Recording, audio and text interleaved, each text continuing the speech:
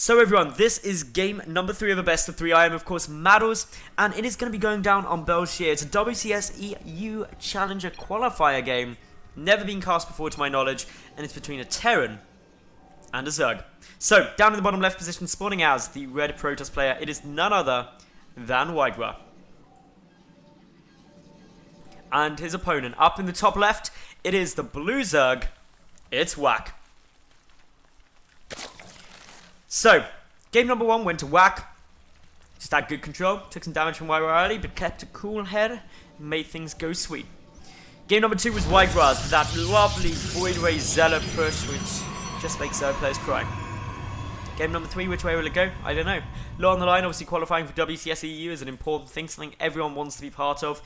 Not quite sure how it's going to work in 2014 now. Of course, there is no confirmation that going through WCS EU Challenger Season 3 will actually, or finishing top 2 of the group will get you into Premier, and that's because there's a lot of speculation over whether Premier and even Challenger in Season 4 or Season 1 of 2014, whatever they decide to call it in the end, will be actually to do with region locking, whether you have to live in that region, etc, etc.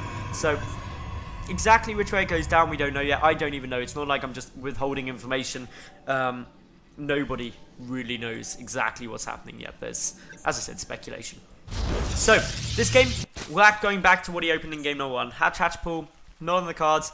Yeah, that's probably a safe thing to do. This is a gateway expand map still because this is wide and there's no ramp. But yeah, if you won game number 1 by going pool hatch, probably going to do game number 3. And then lost game number 2, hatch pool. Going to just make sure that you're being a little bit more safe. And oh, my hotkeys have gone funny again. Stop it. Stop it. What are you doing? Oh goodness, it's beeping at me. Seriously, stop it. There we go. There we go. Okay, I've got control of the camera back. It's because I was trying to do follow, and I've got a nice little tool for basically bookmarking Twitch VODs. But anyway, all going good. So, where do we go from here? Well, gas is coming down, so this is a very standard opening against the gateway expand. It's what was really the common thing before hatch pool came out, which was just pool, hatch, gas, get a nice early speed, make sure pylons don't come down, and just really push back, deal with any pressure that could be coming out with speedlings. So this is good. This probe should die. WhiteRa has his nexus coming down behind this too. All looking fairly good. Yeah, I'm not concerned about these guys getting dead anytime soon. With that probe going down, that really shuts down what WhiteRa can do, unless he brings another probe. WhiteRa as well hasn't yet committed to whether he's going to be going for a delayed 4-gate with a mothership core, or if he's going to be getting down some kind of tech. The mothership core is out, so both options are viable. Speedlings, or slowlings rather, just going to be trying to get some information about what's coming out here. Kind of harass this pylon. Doesn't really want to lose the Zerglings, they wants to keep them around just to get scouting information and know what comes. But for the moment, we also see WhiteRa hasn't yet started up Warp Gate tech, so that means Stargate. Even before I saw that, it was going to be tech. Not to be known yet to WacK. WacK needs to keep an eye out. WacK node as well, not trying to get that greedy third. In game number 1, he tried to take that at about the 4-minute mark. This game, he got the gas earlier, playing it safe, and this is a safe build to go for. He sees the Stargate, sees the additional 2 gates, and that's really all WacK needs to see to know what's coming. So straight away in his mind, he's going to be like, okay, is this the same build that I saw last time? Is this going to be that WhiteRa Zealot push? In which case, if it is, and it would make sense to do it for WhiteRa as well, because hey, if you won the game with it, why not do it again? And it was quite a convincing win for WhiteRa too. So the difference is, we would now need to see a Roach one a little bit quicker, that gas to get retaken. The third obviously does need to go down too, and there we see the drone getting pulled. About 6:30 on this third hatch. 6 to 6:30 is good timings, generally speaking, against this sort of opening from the Protoss player. Phoenix going to be coming out in this game. Phoenix on their way as... I like Phoenix as an opener. That's because they offer you 3 main things. 1, they offer you map control. They allow you to take out overlords. They give you good scouting information. It's generally solid. 2, they give you harassment potential. And by that I mean you can pick off drones, pick off queens, things like that. Hurt your opponent's economy and macro capabilities.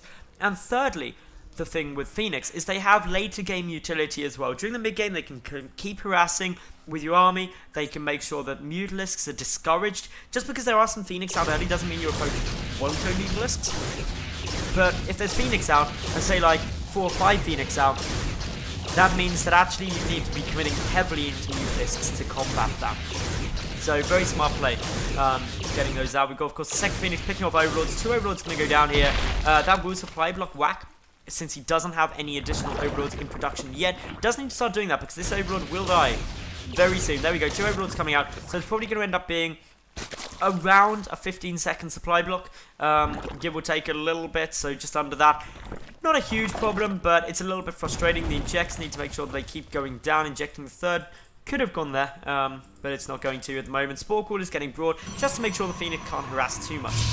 Double upgrades coming from WhiteRa. This is the important thing to see. So, WhiteRa is vulnerable at the moment, and the reason WhiteRa is vulnerable is because he has very little in terms of standing armies. Warcade's only just coming into play now. So, the reason he's vulnerable, and the reason he's able to be vulnerable, is 2 things. One, he's got the robotic facility down and double upgrades, and he went for a Stargate. So he invested a lot in tech, and now investing in upgrades. He's also probably going to try and take a 3rd Nexus.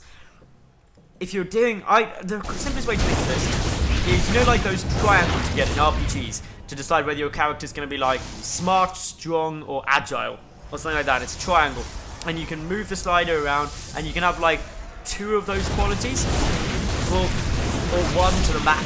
That's kind of what StarCraft is like in a lot of ways, between economy, tech, and army now, and I'm including upgrades in that tech thing. So really, what WhiteRa's done is he kind of started off with it all in the kind of tech point, and then he's now sliding it over to be between tech and economy. Still standing army's pretty low. And that makes him vulnerable. And the reason he can be vulnerable at the moment is because he's Phoenix. And Phoenix give him so much control. He can harass. He's forcing WacK to be back defending, getting out Hydralisks. He's got to invest in this Hydralisk tech if he wants to not die. And that's what we're seeing now. It's free control. Yes, a Phoenix will go down, but for a couple of Hydralisks, that's fine. A couple of drones have also been killed by WhiteRa at the moment. And WhiteRa behind this is about to get up into robotic space, so he's going to start the Colossus production. And things are just going solid for him. WacK needs an answer to this. WacK's answer, most likely, is to go for a kill timing on this 3rd with a lot of Hydras. Hydraling into this 3rd would be nice if he hits it before really there's 2 Colossi. I say 2, a single Colossus is annoying, but because there's going to be a lack of gateway support, a single Colossus can get focused down and it would not be optimal. 2 Colossi against Zergling Hydra, unless you've got a huge number and there's just no gateway support, you should be alright. So we'll wait to see what happens. We do have, of course, Hydra speed coming down. That's going to help them retreat out if needed. We've got the Zerglings coming up behind and the +1 attack. The Spire is also on its way, and I find this really interesting. When you know your opponent's committed to getting these Phoenix out, getting the Spire is going back to what WacK did in game number 1, which is switching tech choices back and forth, trying to find these good little options of what to do. And it really did throw off WhiteRa a bit, because WhiteRa, he's trying to get down these cannons. Notice the good Sim City here, getting that phone cannon completely protected. But with these Hydras moving in, it's going to be difficult to defend that. The first Colossus is about to come out, but no, the Gateway Army is on the wrong side to keep that Colossus safe. That's going to make it very difficult, because how does that Colossus get to defend the 3rd base? The answer is it can't easily. It's pretty exposed. The wall-off will help, but it's got to come around and it's got to come from the back. The second it moves into engage, it is going to be very vulnerable. That makes things difficult for WhiteRa. He can't use that yet. Extended Thermal Lance isn't done either. That means its range is limited. Yeah, just small amounts of damage being done here. But the critical thing is the 3rd is still alive. That 3rd needs to go down. There's no easy way to say that. This push is designed to take out that 3rd, but Phone Overcharge has been triggered. There's still more speedlings coming across. The second Colossus is about to push. And once the second Colossus is there, both with Extended Thermal Lance, this gets shut down really quite easily. The Hydras just take so much damage. The Phoenix coming in, going to start helping that. A bit of a delay with WhiteRa coming to the flank, but he's going to be able to shut this out pretty quick. This was a great engagement for WhiteRa. He played it cautious. The only concern is the 14 Mutalisks that are on their way. WhiteRa, I don't believe, knows about this yet. If I take a quick look at his vision, no, he hasn't seen the Spire. So he's unaware that's coming down, but he's low on the Phoenix count now. He's only got 1. And he's also low on the Stalker count. He's got 13, which, when you're going up against 14 Mutalisks, you want more Stalkers, generally speaking, when there are Mutas, otherwise you run into some problems, especially without Blink. The Mutas can engage this with the aid of some Lings. Fourth base is going to get taken out, but note there's no Mothership Core with this army. There's no Mothership Core on the field. That means there's no mass recall available, and this army can get trapped. So Modern Fourth gets taken down and puts WhiteRa back on equal basis with the Zerg player, which seems good. He needs to keep this army alive, specifically these two Colossi. If they die, problems do arise. So here we go now. WacK is going to go for the engagement. He's trying to take out the Stalkers as quickly as he can. The reason he's prioritising the Stalkers with both the Zerglings and the Mutalisks is because even if the Zerglings die to the Colossi, the Mutas can clean up everything else very easily. WacK, with a convincing trade here, keeps the majority of his Mutalisks alive. He's up at 15. Another Colossus does join the army, but will get taken out. The Stalkers annihilated by those Lings. Double expansion from WacK. He knows that actually losing that fourth means I was on equal basis for a while, so if I double expand, things are going to be fine. And yeah, this is problematic for WhiteRa again. Pylons just getting found on the brink. Won't supply block WhiteRa. It just hurts his vision a little bit. The odd cannon can get taken out very quickly. Phoenix trying to enter this engagement. The Stalker count pretty low though. That's frustrating too. Muta's very strong in this situation before there's too many Stalkers. The Stalker count starting to climb. The Mutalisk flock starting to decrease in number. The Stalkers though, with the aid of these Speedlings and Mutalisks, are getting taken out. And as they fall, this is where once again the Mutas start to reign supreme. The cannons have been taken out. WhiteRa emergency trying to warp in as many Stalkers as he can, get as many Phoenix out as he can. But with the aid of these Lings, actually the Mutalisks not doing too bad. Do finish off that single Phoenix, but the Stalker count once again now starting to level that of the Muta flock. With a Photon Overcharge, they will be forced to retreat. More Mutas on their way out. Note this time, WacK, different to game number 1, isn't tech switching it up. In game number 1, he would have flooded Hydralisks at this point after going in for the Muta push, but he's continuing on with the Mutalisk. He feels like he's got that critical mass needed.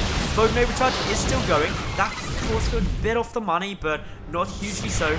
Zerglings streaming in now towards the third. More Warpings have to go down. The cannon gets taken out. And of course, with so many Lings here, well, the Mutas, once they've taken out the Zealots and the Mothership Core, they're going to be in a fairly good spot.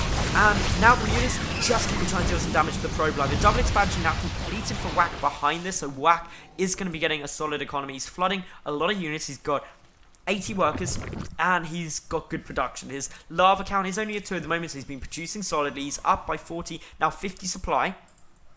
Things are solid, really looking good for him. WhiteRa's only advantage is he's got the 1-1 upgrades, but he's having the Dark Shrine. He's trying to get 2-2 out as quickly as he can, but he's going to need to chrono boost that consistently to have a shot and also keep surviving. And of course, with this many Speedlings, surviving is a difficult thing to do. This single Colossus on its own, the Zergling's getting pulled back so they can't get focused down and the Colossus falls. That means the Speedlings are once again free to come and deal damage to these Stalkers. WacK surrounding WhiteRa, blinking out of it as fast as possible, but of course with these Mutalisks and so many Zerglings, and this is going to be such a problem. GG called. WhiteRa unfortunately gets defeated and WacK takes the series 2-1. So if you all enjoyed that and you're watching on YouTube, make sure you like the video, leave a cool comment, and of course subscribe. If you are on Twitch, stay tuned, and of course follow this channel.